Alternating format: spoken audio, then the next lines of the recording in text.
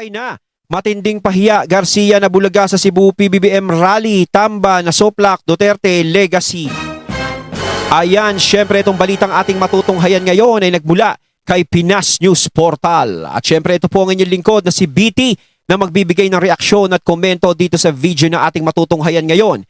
At wag na natin pagtagalin at sabay-sabay na natin panoorin ang laman ng video na hatid sa atin ni Pinas News Portal at bibigyan natin ng reaksyon ang balitang ito. Pasok! Tungkol sa dalawang governors sa Visayas na... Ayun, yung boses pa lang syempre kilala na natin. Bago natin simulan ng video ito, nais ko nga pala magbigay ng credits dito sa boses na madidilig natin ngayon at bibigyan ng reaksyon. Walang iba kundi si General Macanas. Ayan, syempre supportahan natin yan si General Macanas, the General's Viewpoint. Ipagpatuloy natin. Nakakaya ang nangyari. Yung sisigaw sila ng BBM, hinihikayat ang audience na papalakpak ba o sisigaw BBM. Ang tao hindi nagre-respond. Nakakatawa, nakakaya. Ito, i-share ko sa iyo, Governor of Negros and Governor of Cebu. Pakinggan natin ito. Sakit na to. Yan na. Okay na ba? Sa Negros. BBM! BBM! BBM! Tunga na BBM! Patay hindi nga man. Hindi nga man. Ferdinand Marcos Cebu. Jr., the 17th President of the Philippines. Konti. Oy, kamo ba? Namutara ba? Boy pa po ba? Parang konti nga yung pumalakpak, no? O, halapakpak. Mismo, parang ginising niya yung mga tao, no? Buhay pa ba kayo? Iba pa rin kasi yung impact na makikita mo talaga kung gusto ng mga tao. Minsan pa nga kahit nagsasalita, pinapakilala mo pa lang talagang yung mga tao nagsisigawan na eh. Lalo na kung pinakilala mo na, lalong lalakas yung sigaw eh.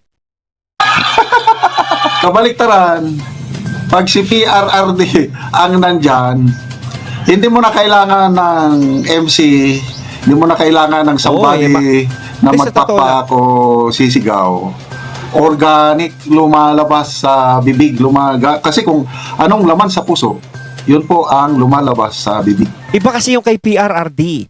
No, sinasabi nga ni General Macanas, kahit walang MC dyan, walang ano, talagang pag nakita lang si PRRD na lalapit na dyan sa stage, talagang nagsisigawan yung mga tao. Kasi si Tatay Digong kasi pag nakikita mo, masyadong ano eh, makakaramdam ka ng emosyonal, ng emosyon. Di ba nakikita pag nagsasalita si PRRD? Di ba? May mga taong umiiyak. Di ba? Iba-iba yung ano niya, iba yung aura niya sa mga tao. Alam naman natin si PRRD talagang sisiga-siga, di ba, ganun magsalita. Pero kapag siya talagang humarap sa mga tao, talagang nakikita natin yung emosyon ng mga tao. Pag nakikita natin na masaya sila kay PRRD, talagang lahat talaga nakikita mo masaya sila. Pag nakikita mo nagsasalita si PRRD, nalulungkot sila. Pag nakikita mo nagpapatawa sila, talagang lahat sila nagtatawanan, talagang napakaingay talaga. No? Iba-iba yung impact ni PRRD sa mga tao eh. Bakit ang mga tao sa mga BBM gatherings nakatunga nga lang? Maalala ko, Davao del Norte, na campaign rally, ito nung hindi pa inaresto si PRRD, hindi pa nila dinala sa ano. Nandun sa loob ng building ng mga tao. Pagpasok ni BBM, kaway siya ng kaway, ganun no? Kasi ilang floors yung ano, may mga tao sa taas, gumaganon siya. Ang mga tao, nakaganon lang. Parang walang dumating. Bakit? Kumbaga kasi parang ano eh, parang dito na wala na yung impact dati, hindi katulad noong 2022. Pag nakikita nga natin yan si BBM, na talagang pinagkakaguluhan ng mga tao. Syempre wala pa ganung mga issue nun eh. Wala pa, syempre kumakandidato pa lang. At saka syempre nakikita naman natin, nagsama yung dalawa. Duterte tsaka Marcos. Halo-halong supporter na yan. Ngayon, ito yung sinasabi natin na parang naghati na. Parang pag nagpunta ka sa mga taong maka-Duterte, wala, hindi ka susuportahan. Parang ganun ang nangyayari. Lalong-lalo na napakainit na ng issue. 'Di ba? Parang kuwari, Duterte, nagpunta sa baluarte ng mga maka-Marcos naman. Parang may mga sumisigaw pa rin. Kasi pinapanood ako mga video.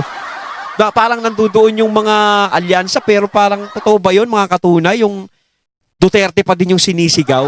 O ano lang yun, dinagdag lang sa video. Ako hindi ako nagki-claim na sinasabi kong sila nagsisigawan ng gano'n, no? Nantakin mo, alyansa, mga nagrarally ng alyansa, pero Duterte ang sinisigaw. Hindi ako gano'n. No, kaya nagtatanong ako dito, totoo ba yung video na yon na Alyansa Rally tapos may mga sumisigaw ng mga Duterte? Kasi kung ano yung laman ng puso, ay talagang No. lalabas yan. Kung ang puso ng taong bayan, hindi na sila ganan sa presidente, bakit pa sila papalakpak? Bakit pa siya mag-ano ng BBM? May nadisgrasya nga. May isang tao na sobrang bilib kay BBM, kaya lang wrong timing, wrong place. Sino yun? Sa Cagayan de Oro, naaresto na si PRRD, nilipad na, papuntang di galit na galit ang mga tao. Cagayan de Oro, may nagrally. May lalaki na nagmamagaling. Sumigaw ng I love BBM, anong nangyari? Kinulata. Kawawa, yung halos hindi mo na ma-recognize ang mukha ng tao na yun dahil Ay, sa oo, nabalitaan ko nga yun. No? sigaw ng I love BBM. Kaya, Patakin mo, sisigaw ka kasi ng ganun. Lalong na sinasabi ko nga, di ba? Gaya niyan, hindi ka na makakapag sa mga balwarte ng mga Duterte. Yung mga sumusuporta sa mga Duterte, kapag ikaw nagpunta dyan, tapos sumigaw ka ng bibig, ganun hati na Hindi na katulad dati na Duterte tsaka Marcos talagang magkasama kahit saan-saan dyan. Pwede. Ngayon, hindi na. Parang dyan mo malalaman kung sino pinakamaraming suporta Kung anong mga lugar ang pinakamaraming suporta. Ngayon, syempre, siguro yung sumigaw na yun, di ba alam niya naman na kainitan. No, mainit pa ulo ng mga tao at alam niya naman na rally yun ng mga Duterte, tapos biglang sisigaw ka ng ganun. Di ba? Yung pagkakahuli kay Tatay Digong, syempre mainit pa mga ulo nila nun. Dapat hindi ka magbibiro kahit sabihin kung biro man yung sinabi niyang ganun, dapat hindi ka nagbibiro. Kasi nga, di ba, pag mainit ang ulo, tapos bibiruin mo, hindi nakikipagbiroan yun. Talagang ganun ang aabutin niya. nauso yung content ngayon sa Facebook, yung BBM, mamaya may mangyari sa nakakatawa pati yung may tricycle ngayon, napapanood ko sa, again, these are all Facebook reels. Sakay ko. BBM ka? BBM supporter ko. Hindi ka na. Bawal ang BBM dito. Sumakay ka na lang sa iba. Dami. Hindi ka pwede. Ang dami Mga naman ganun sa na lang. Facebook Reels na ganyan. Nangyari sa KCC Mall kahapon. Grand opening, public, open to the public. Nalaman ng taong bayan sa Cotabato na pupunta daw doon si BBM kasama ang kanyang mga alyansa candidates. So anong ginawa ng mga tao? Nagdagsa ngayon sa mall. Ang dami. So, doon pa lang sa labas ng mall, hindi mo na mapigilan yung emosyon ng tao, sumisigaw na Duterte! Ang grand opening ng mall na naging political rally para sa pagmamahal kay PRRD. Yun yung sinasabi natin, talagang naghati-hati na.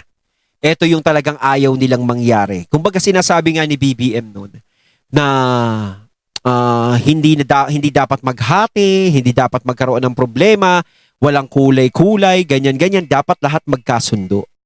Diba? Nagawa niya naman yun. Dilawan, makaganito, makaganon, makaganyan. Kasi alam natin, wala naman silang problema ng mga berde, ng mga green. Diba? Ng mga Duterte. Pero nung mga naging kasundo niya na yung mga yun, nagkaroon naman ng problema sa mga Duterte. Diba? Parang yung mga Duterte na syempre, kasama mo nung day one, tapos biglang sila pa yung nadihado sa eksena.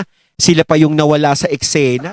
Samantalang yung mga ni-unite, ni BBM nga, wala naman talagang nagawa sa kanya yun, simulat sa pool. Lalong-lalo na yung mga dilawan. Sorry sa mga dilawan, pero alam ko naman, alam niyo sa mga sarili niyo na totoo yung sinasabi ko. 'Di ba? Wala namang nagawa yung mga dilawan sa mga Marcos. Bagkos, nasusuklam ang mga dilawan sa mga Marcos, simulat sa pool. 'Di ba? Kung hindi pa nga naging presidente yan si BBM, baka hanggang ngayon nasusuklam kayo sa mga Marcos. Sino lang yung nanatili talaga sa tabi ng mga Marcos? Kundi yung mga kulay berde. Yung mga Duterte. Sila yung nanatili. Sila yung nagtanggol. Sila yung umakay sa mga Marcos. Sila yung kasama, naging partner ng mga Marcos. 'Di ba? Sa laban. 'Di ba? Hanggang sa makarating sa dulo nung eleksyon ng ganyang suportahan, lalong lumakas. Hindi sila natinag, hindi sila natalo. Talagang nag-landslide sila. Pero talagang minsan, hindi natin masisisi yung mga tao na nagkakaroon ng matinding emosyon sa nangyari sa mga Duterte dahil nga naman sa nangyari kay Tatay Digong at lalong-lalo na sa mga Duterte at kay VP Sara. na syempre, bakit ganito? Pagkatapos ng lahat, ganto na lang. 'Di ba? Hindi na natin pinag-uusapan dito yung wag na natin pag-usapan dito yung yung sinabi ni Basti Duterte, ni Mayor Basti, na pinalibing ng tatay ko ang tatay mo, pinakulong mo ang tatay ko. Oo, kasama na doon yun. Nauunawaan natin yung emosyon ni Mayor Basti doon. Pero bukod doon, 'di ba? Marami pa na syempre naging kasama nila eh. Naging kasama nyo yan, yung mga Duterte, sa lahat ng naging laban nyo na hindi nagawa ng mga nakakasama nyo ngayon. Lalong-lalo na yung pinakamahalagang bagay na nangyari sa buong buhay nyo na walang gumawa ng kahit sino. Yung pagpapalibing kay Apo Lakay, walang gumawa ng ganyan. Yung birthday celebration, PRRD, March 28. Oh. Voluntaryo yung mga tao. Nag-ipon. O, sabi ng PNP, 240 locations all over the country. Hindi pa kasama abroad. 240 locations. Para nga ngayon ang nangyayari, nagkakaroon ng paliksahan eh. 'Di ba pinapakita din nila yung mga rally ng mga kung sino-sino yung mga maka-BBM. 'Di ba ganun 'yan? Syempre, ako naman hindi na ako masyasyak sa ganun na makikita ko na, "Hoy, marami palang sumusuporta kay BBM." Hindi na ako masyasyak doon. Syempre, kung gagawa ka ng mga ganung bagay, saan ka pupunta? Syempre, doon sa lugar na alam mo na talagang maraming susuporta sa iyo at alam mo yung lugar na yon yung namumuno yung sumusuporta sa iyo. Ganun 'yun. 'Di ba? Kaya hindi na ako nasashock sa mga ganun na pinagtutumbas-tumbas pa nila. Iba kasi yung iba kasi yung rally na kahit saan ka magpunta or kahit hindi mo puntahan, yung mga tao mismo ang gumagawa ng paraan para suportahan ka sa iba't ibang lugar. 'Di ba? Ipon-ipon ang mga tao sa iba't ibang lugar para ipakita ang pagmamahal, pagsuporta kay PRRD. Hindi mo na kailangan tawagin yun. Kusang loob, sumisigaw, Duterte, Duterte, Duterte. Dito, sa campaign rally sa Negros at Cebu, na anong pakiramdam ng dalawang gobernador na ito? Ay, nako, magbasa lang tayo sa mga comments. Kati Pandak, namugos, namilit. Zaire Castrodes, laos na mo, we need new one. Richard Garson, Otropod ka Gwen, unsay gusto nimo mosamot ang kalipay sa adik, puyo pakaklaro na kayo, pildi ka na. Lara Arapok, namugos di ay, wahahaha. Hindi ko tutusin kasi yung sinabi doon kanina, yung sinabi niya sa Cebu. Yung nakakahiya talaga yun, yung nagsabi ka na ng pangalan tapos konti lang yung mga pumalakpak. Parang doon pa lang is nararamdaman mo na na parang tagili dito, parang gano'n. Hindi naman sinasabi na walang boboto sa mga ganto ganyan dyan na ayaw ng mga... Kumbaga, iba pa rin yung Kumbaga, may mga sariling desisyon yung mga tao dyan. John Di Chocha, Mingaw Man. Priscilla Marqueso, Combati Ma'am Gwen, ha ha ha. Aries Labajo, los mo Gwen, pulan ang mga tao gadas gutom sa imong manok.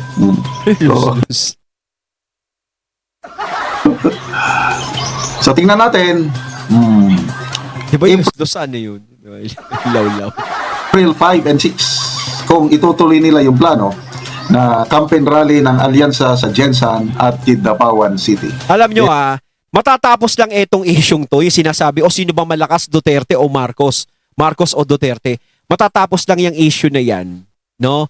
Kapag dumating tong eleksyon na to, kasi doon naman natin malalaman yan kung sino talaga yung malakas. No? Sinasabi nga na iba, basta wag lang aanuhin. Di ba? Alam nyo na yung mga katunay din na natin babanggitin. Pero sana nga, walang ganun mangyari. Pero kung magiging patas naman, doon natin malalaman yan. No? Kasi kapag halimbawa, maraming nanalo sa mga Duterte na senador, ay ibig sabihin yan talagang yung mga tao talaga simpatya talaga sa mga Duterte. Mas lamang talaga. Siguro doon na hindi tatalab yung sinasabi ni Gadon na mahina yung mga Duterte.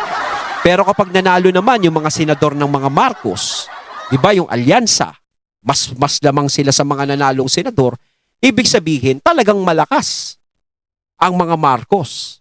'Di ba? Kaso syempre, hindi mawawala dyan yung mga side comment, yung mga negative comment. Na hindi, baka pag nanalo yung mga yan, ibig sabihin, ginanon yan, ginanon, ganito, ganyan, ganyan. Diba? Hindi pa rin mawawala yung mga bad comment. Pero mas maganda talaga kung dadaan tayo sa tamang proseso. Proseso. Diba? Yung talagang patas na pamamaraan talaga. Para magkaalaman. At lalong-lalo na, magkakaalaman pa yan sa 2028. O, bakit hindi nyo nalang hayaan nga naman si VP Sara na kumandidato na bilang presidente sa 2028 kung meron talaga sa kanyang boboto. O, sabi ni Larry Gadunya. 'Di ba? Para maramdaman talaga na meron talagang sumusuporta kay VP Sara. O, doon natin malalaman. Kung ako sa inyo, hayaan nyo na lang. Total sinasabi naman ng iba na mahina daw si VP Sara. 'Di ba? Pero kapag nanalo si VP Sara, ibig sabihin tapos na yung usapang ganyan. 'Di ba? Talagang tapos na talaga pag naging presidente si VP Sara. Talagang lintik lang, walang latay talaga mangyayari. Pero dito pa lang, sa mga senador pa lang malalaman na natin 'yan. 'Di ba? Malalaman pa lang sa darating na eleksyon. Kapag maraming PDP laban ang nakapasok, nasagot na yung matagal na katanungan. Wala na tayong dapat pagtaluhan. They are in for a surprise, lalo na sa Kidapawan City, kasi ang mayor dyan, Mayor Pao Evangelista, diehard na Duterte supporter. So, good luck sa campaign rallies ng Alyansa sa Mindanao. Pag-usapan natin itong pahayag ni Speaker Martin Romualdez na mas safety daw ang ating mga lansangan ngayon sa bagong Pilipinas. Sa post ng Paulo Duterte supporters 2 hours ago, sabi dito, mga kalsada sa Pilipinas mas ligtas na ngayon sa ilalim ng bagong administration. Ano ba yan? Kayo mga katunay, ano ba nararamdaman niyo sa mga lugar niyo? Ayan, tatanungin ko kayo ha. Safety na ba talaga? Ako para sa akin mas maganda na yung hindi na kami naglalabas gano sa gabi sa ngayon. Diba? Naglagay nga ako ng mga Kasi parang ang nangyayari ngayon, di ba? Hindi katulad nung panahon ni PRRD, walang naglalakas loob ng mga walang iya No, kahit maglakad ka nga ng naka-iPhone Di ba? Hating gabi, walang gagawa ng masama sa'yo dahil alam nila kahihinat na nila kulungan o simenteryo. Ngayon, hindi natin alam. Di ba? At nakikita naman natin sa Facebook. Di ba? Nakikita ko sa Facebook, kabilaan yung nangyayari na krimen. Di ba? Nandiyadyaan na naman. Tapos may mga may mga nag-a-upload pa sa Facebook na gumagamit sila ng bawal na bisyo. 'Di ba? Hindi katulad ng panahon ni PRRD, mag-upload ka ng ganun sa Facebook.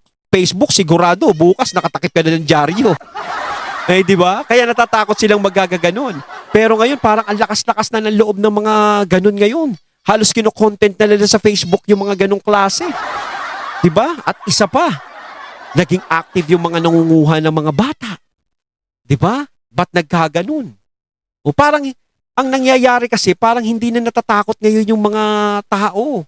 Iba talagang napapagkumpara Hindi lang naman sa akin ang gagaling to, nagiging komento din ng ibang tao to Kapag may mga nakakausap din ako, ganun din sinasabi nila Ngayon, naggara na ngayon, parang nakakatakot na maglalabas ngayon.